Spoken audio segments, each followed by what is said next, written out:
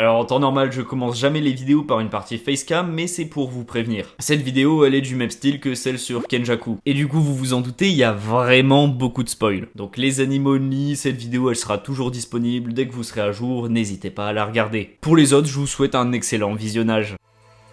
Au fil de la création de Jujutsu Kaisen, Gege Akutami hésitera sur l'avenir de son protagoniste. Va-t-il survivre à l'enfer dans lequel il se trouve? Ça, seul l'avenir nous le dira. En revanche, l'auteur aura en tête le devenir du tout premier personnage qu'on apercevra, Megumi Fuchiguro. Bien que peu excentrique comparé au reste du casting, c'est pourtant l'un des rouages les plus importants de son univers. Et les récents chapitres ne sont pas là pour me contredire. Ce qui le fait différer des autres, ce sont ses motivations. Il n'a pas réellement choisi cette vie, tout a été limite décidé avant sa naissance. Mais c'est pas pour autant qu'il s'est laissé entraîner malgré lui. Certes, il a conscience de son rôle, mais fera ses propres choix toujours dans l'intérêt de ceux qui lui sont chers. C'est une version un peu plus égoïste d'Itadori à prime abord. C'est d'ailleurs lui qui apportera la vision du monde qu'adoptera au fur et à mesure notre protagoniste. Au début, Yuji cherchait à sauver seulement par pur altruisme, et aussi l'influence de son grand-père. Donc la vision un peu plus systémique de son camarade apportera beaucoup au personnage. Et vous verrez dans cette vidéo qu'il sera l'œil du cyclone. Que dis-je, un ouragan. Donc entre foreshadowing ou tout simplement suite logique des événements, nous allons essayer d'entrevoir quel destin a été tracé pour le jeune chef du clan Zenin. Quel est l'avenir de Megumi Fuchiguro?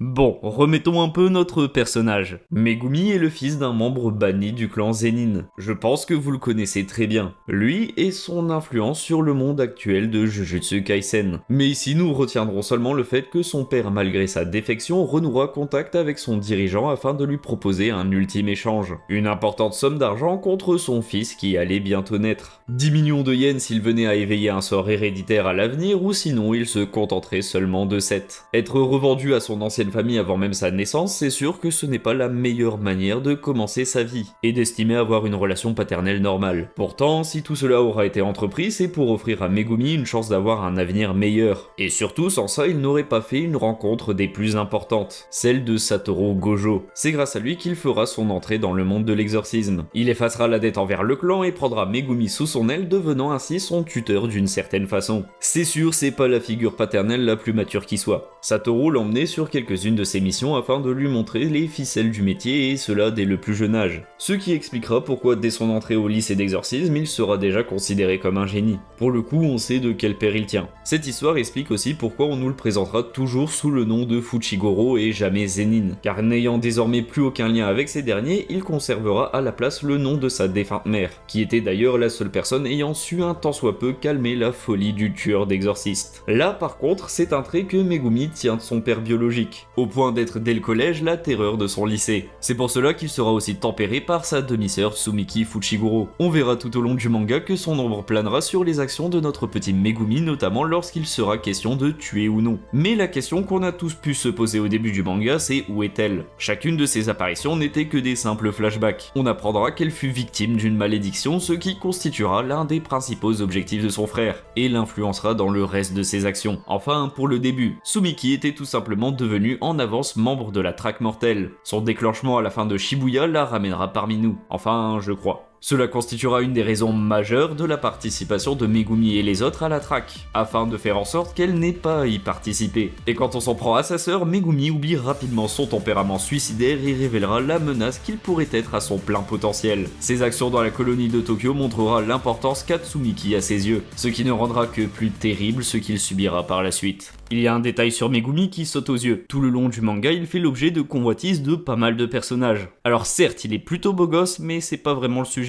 En tout cas pour la plupart. Comme cité précédemment, il fut vendu par Toji à son clan. Et selon vous, sur quelle base le prix a été négocié? C'est bien évidemment en fonction de son utilité dans l'art le plus important aux yeux du clan, l'exorcisme. Et pour le coup, Fuchiguro aura été béni par la génétique de ses ancêtres. Il se verra manifester le sort du même rang chez les Zenin que l'infini et le sixième œil chez les Gojo. En parlant de cette famille, leur chef Satoru aura aussi un certain intérêt envers lui qui n'est pas forcément plus noble, mais aussi par rapport à une récente promesse envers un ancien adversaire relativement redoutable. Gojo le prendra ainsi sous son aile et verra en lui non seulement un fils spirituel, mais surtout un potentiel successeur de par son talent et surtout son sort capable de rivaliser avec l'infini. La dernière fois qu'une personne de la trempe de Satoru dans le clan Gojo avait perdu la vie en 1 contre 1, c'était face à un ancêtre de Megumi. Non, vraiment, plus j'en parle, plus je me dis que Megumi a pas eu les meilleures figures parentales. D'un côté, on en a un qui n'a même pas pris la peine de savoir si c'était une fille ou un garçon pour le nommer, d'où le fait qu'il ait un prénom mixte, que d'ailleurs Toji lui-même oubliera.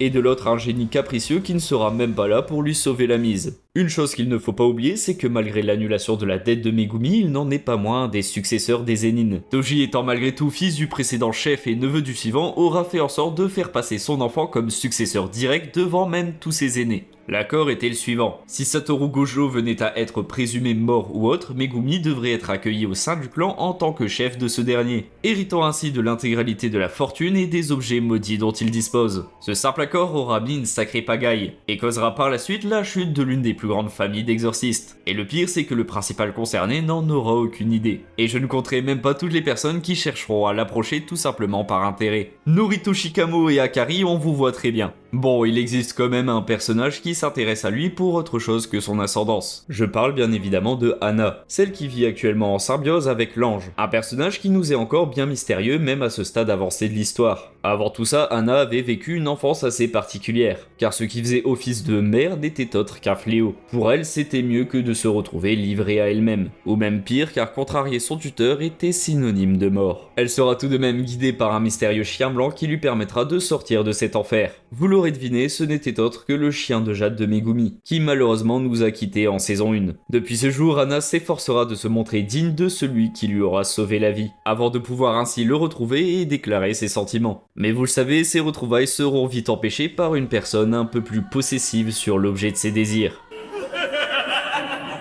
Il est temps de parler de l'amour le plus vache de Jujutsu Kaisen, celui qui unira dès le début de l'œuvre Megumi avec le roi des fléaux. Sukuna repérera très tôt le talent du jeune Zenin, mais décèlera aussi une force d'âme qui l'empêcherait de prendre le contrôle de cet hôte de choix. Il lui fallait pour cela en premier temps continuer de se renforcer et surtout être patient. Guetter le moment où sa cible serait au plus bas. Quoi de mieux que de se mettre en mouvement lorsque Megumi verra qu'il a perdu la personne la plus chère à ses yeux. Sa sœur n'est plus. Fushiguro se laissera envahir par le désespoir. Cela marquera le chapitre le plus important de Jujutsu Kaisen. Vraiment, il fallait y être. Sukuna ou Meguna pour certains se verra donc doté du corps le plus adéquat pour ressusciter l'âge d'or de l'exorcisme. Enfin, c'est sous-estimer la force d'âme de son hôte. En l'état, Sukuna ne pourra atteindre les amis de Fushiguro qu'à moins de 10% de ses pleins pouvoirs. Donc vu ce que même l'auteur lui a fait subir ne suffit pas à le faire abandonner son corps, ah ben une petite visite s'impose. Oui, c'est complètement impuissant que Megumi se verra tuer le corps de sa propre sœur à l'aide de sa fameuse technique, enterrant ainsi à tout jamais l'espoir de la revoir. Elle qui fut entraînée dans cette histoire malgré elle. Le pauvre ne fera que sombrer plus dans les ténèbres, sachant que désormais son corps allait servir à faire souffrir tous les proches qui lui restent. À commencer par son maître qui devra faire un travail sur lui-même afin de pouvoir combattre le roi des fléaux à sa pleine puissance. Mais on vous l'avait dit, le seul sort connu pouvant égaler celui de Satoru était celui de son fils adoptif. Oui, c'est vrai, on l'a toujours pas mentionné. Un sujet central autour du personnage de Megumi qu'on n'a toujours pas évoqué. C'est quoi ce fameux sort? La technique des 10 ombres. Malgré le fait que personne jusqu'au roi des fléaux n'avait pu l'exploiter à son plein potentiel, il était quand même réputé comme l'un des meilleurs. Pourquoi donc? Tout simplement que dans un univers où la plupart des exorcistes ne possèdent qu'un seul sort, les 10 ombres offrent d'immenses possibilités à son manieur. Lors de son éveil, on reçoit 2 chiens de jade, qui serviront de base afin de dompter les autres ombres toutes plus différentes les unes que les autres. Nuée, un oiseau qui possède une capacité rare à charger positivement son énergie occulte, lui donnant les propriétés de l'électricité. Il donnera une grande capacité de mobilité à Megumi, mais entre les mains de Sukuna, certains en feront encore des cauchemars. Les crapauds, eux, sont plus assignés au soutien. Ce sont d'excellents moyens de distraction ou de parade face aux projectiles. Le serpent, lui, on n'en aura pas vu énormément. Mais dans un contexte de capture ou d'immobilisation, c'est plutôt utile. Imaginez juste à quoi il aurait ressemblé si son manieur était un peu plus puissant. On a ensuite les lapins d'évasion, un excellent outil pouvant servir de diversion ou d'écran, même si l'animé leur donnera une dimension tout autre. Avec l'éléphant de plénitude, là on commence à avoir de la force de frappe. De par son simple gabarit, il posera déjà problème à la plupart des exorcistes. Et sous le contrôle de Sukuna, il prendra le nom d'éléphant de multitude. Ses attaques devraient avoir sûrement le niveau d'un raz-de-marée. Ce seront les seules ombres que Megumi aura réussi pour le moment à dompter. Les suivantes, on verra leur potentiel qu'avec la version de Meguna.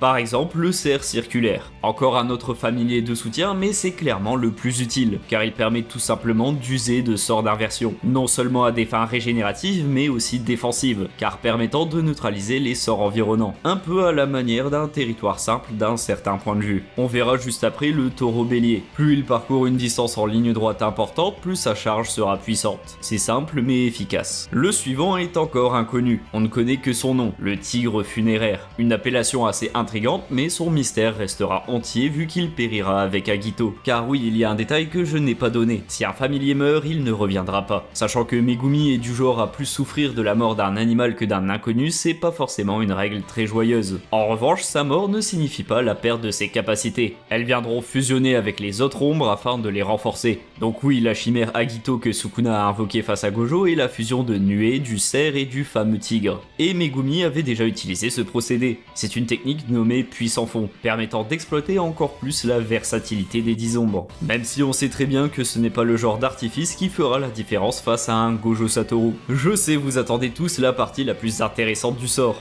Je parle bien évidemment que c'est un sort qui permet aussi de manipuler son ombre afin de stocker des objets, et aussi de se dissimuler dans celle des autres, ce qui rend ce sort extrêmement utile dans d'autres contextes que le combat frontal. Oui, je sais, il faut qu'on parle de la 10e ombre qui n'est vraiment pas des moindres.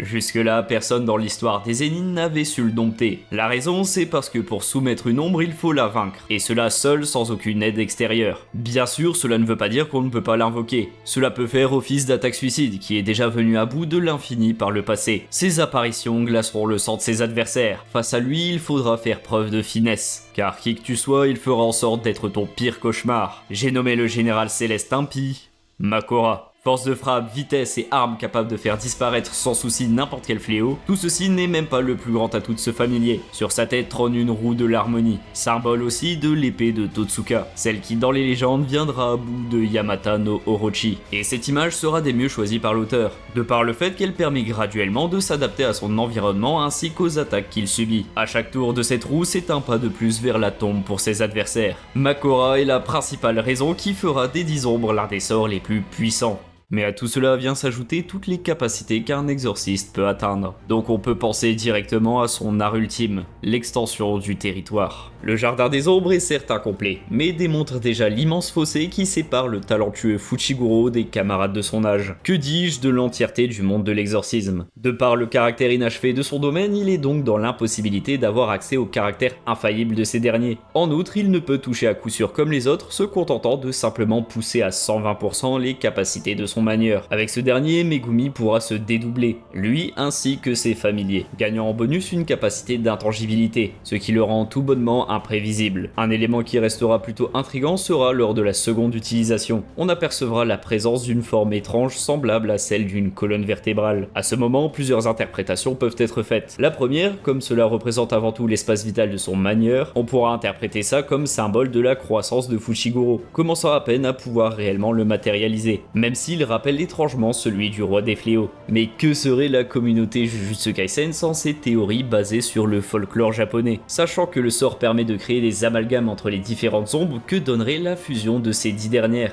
Et bien cette colonne conduirait vers la conjecture suivante. Et si on avait affaire à une interprétation de l'auteur du yokai Gacha Dokuro? Pour ceux qui ne connaissent pas ces légendes, elle nous dépeint une créature pouvant prendre des dimensions démesurées, prenant la forme d'un squelette. Attention, pas n'importe lequel, un monstre composé des os de ceux qui seraient décédés de manière violente ou injuste, un peu à la manière de tous ses familiers injustement envoyés au combat. Megumi aurait donc encore sous la manche une carte inconnue, qui sous réserve de perdre tout ce qu'il a donnerait naissance au plus terrifiant des familiers. Mais là on s'emballe pour quelque chose qui n'est que spéculation. J'aimerais plutôt continuer avec un cas un peu plus concret, et qui vaut vraiment le détour. Revoyons ensemble le combat qui est à mon sens le plus représentatif de Megumi, son affrontement lors de la traque mortelle face à Lazy Star. S'étant introduit introduit de base au sein de la colonie de Tokyo afin de trouver le joueur éveillé Iguruma, Megumi fera la rencontre d'un exorciste du passé, Lazy. Ce dernier n'est pas un simple individu au caractère mauvais. Non, c'est un opportuniste qui n'aura accepté de participer à la traque seulement dans son propre intérêt. Il n'éprouvera pas spécialement d'animosité envers Megumi. Il invitera même à rejoindre son camp. Donc ce qui le poussera au combat sera plus une différence de méthode que leur valeur. Et j'aime beaucoup ce combat. Non seulement il montre une excellente exploitation du potentiel de Fushiguro au combat, et cela dans les meilleures conditions. On n'est pas forcément dans le très bourrin, mais plutôt dans une guerre de qui aura le plus de coups d'avance. Lazy comme Megumi exploiteront au maximum leurs forces et faiblesses. On est arrivé à des situations où Lazy Star cherchera à définir les limites de l'ombre de Megumi. Quelle charge maximale elle peut stocker, ou comment pourrait-on en sortir une fois pris au piège. Cette guerre de cerveau montre un des points forts de Jujutsu Kaisen, la variété de ses combats. Tout au long du manga, on explore le dantesque, le corps à corps pur, l'exploitation habile de son environnement et la guerre psychologique. C'est pour cela qu'il me tarde vraiment de voir la saison 3. Mais ce qui m'intéresse réellement aujourd'hui, c'est ce que ce combat nous apprend. On y voit un Megumi plus honnête avec lui-même, plutôt prévenant mais sera capable de faire un choix, en se basant par exemple sur son dégoût pour les personnes qui jugent plus aux paroles qu'aux actes. Un trait dans lequel je me reconnais assez fortement en lui, ce qui sera appuyé par la notification du succès d'Itadori à retrouver Iguruma, chose qui le réjouira grandement. Il sait qu'il a à ses côtés des alliés de confiance comparés à ses opposants. Ce sera donc aussi un excellent moment pour y introduire le personnage grandiose qu'est Takaba. Sans aucun garde-fou, il laissera donc libre cours à ses pulsions de guerrier, rappelant ainsi de qui il est le fils. Bien sûr, il gagnera la bataille face à Lazy, ayant prémédité le coup de grâce depuis le premier qu'il avait porté à son adversaire, laissant sa victime rendre son dernier souffle, lui laissant comme malédiction sa mort sur la conscience, ainsi que la certitude qu'il sera à l'avenir le jouet du destin pour finir par mourir comme un bouffon.